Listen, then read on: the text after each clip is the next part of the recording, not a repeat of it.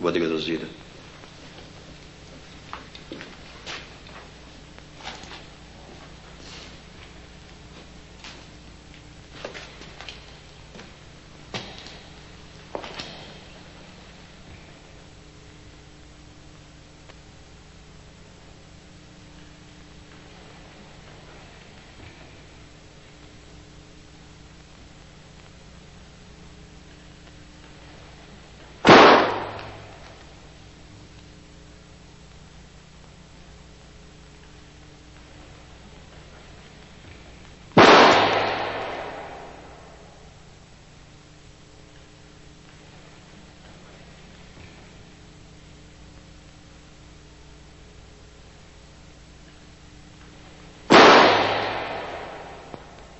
Sad vidiš kako je to kada atentator puca na tebe? Loš bi ti bio atentator.